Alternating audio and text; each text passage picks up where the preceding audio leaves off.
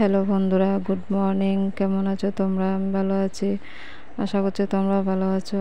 দেখো, চলে এলাম আমি আর একটা নতুন ভিডিও নিয়ে, নতুন দিনে।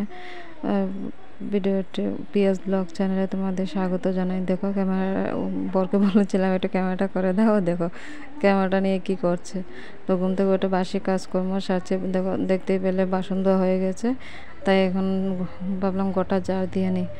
এই যে গোটা জার দিয়ে নিচ্ছি। এদিকে গোটা জার নিয়ে দিতে দিতে দেখো বড় ছেলে উঠে পড়েছে, তাই বড় ছেলেকে নিয়ে একটু খেলা করছিল ওর বাবা মোবাইলটা নিয়ে।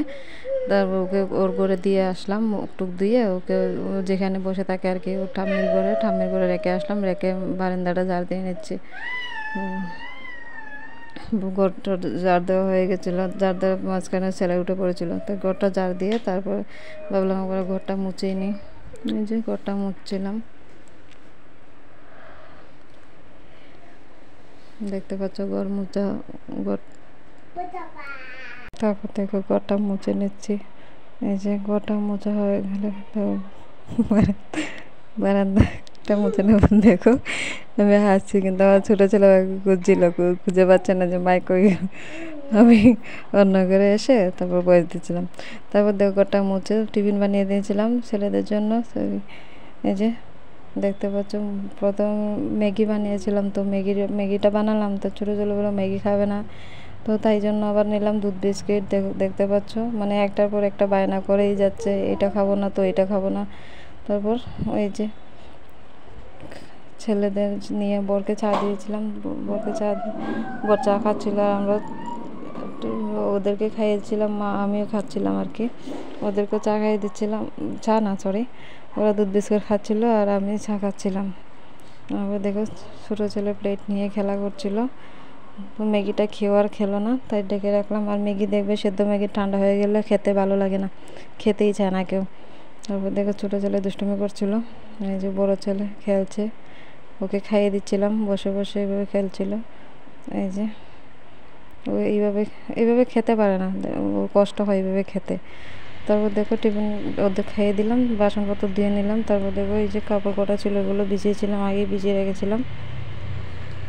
কাপড় কটা ভিজানো হয়ে গেছে। তারপর এই যে আমি কাপড় ভিজাচ্ছি, আমার ছেলে এসে বললো, মা এটাকে আমি ধোবো, তো আমি বললাম বালতির ভিতরে রেখে দাও, মা ধুয়ে দেবো। তারপর দেখো এই যে বাইরে এসে দেখতে পাচ্ছ একটা জিনিস, এই যে হাঁস, এই যে জলের মধ্যে হাঁস, দেখতে পাচ্ছ কি না জানি না, বুঝতে পারছি না, আমি ভালো করে মানে শ্যুটটা নিতে পারিনি। দেখো এই যে হাঁসগুলো খেলছিল জলে, তাই জন্য একটু শেয়ার করলাম।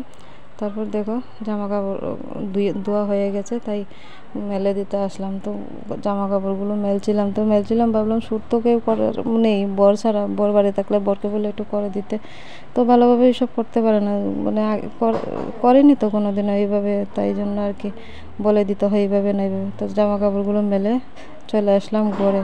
তো ভাবলাম বিছানাটা ঠিক করে নিয়ে আগে বাসি চাদরটা চেঞ্জ করলাম, আর একটা নতুন চাদর বিছিয়ে দিলাম, নতুন না পুরোনোই, মানে ধোয়া চাদর আর কি। তারপর দেখো ছেলেকে খাট থেকে নিচে নামিয়ে এই যে পাশে দাঁড়িয়ে আছে, বাস ধরে ওখানে দাঁড়িয়ে আছে। ছেলে তো মন খারাপ, খুব কান্নাকাটি করছিল, ওকে ফোন দিব তাই। আর এই যে এইখানে ফোনটা রাখলাম, ছোটো ছেলে এসে দেখো কী কাণ্ড করলো, ফোনটাকে ও নিতে বসেছিল ফোনটাকে, যে ও একটু নেবো, একটু দেখবে।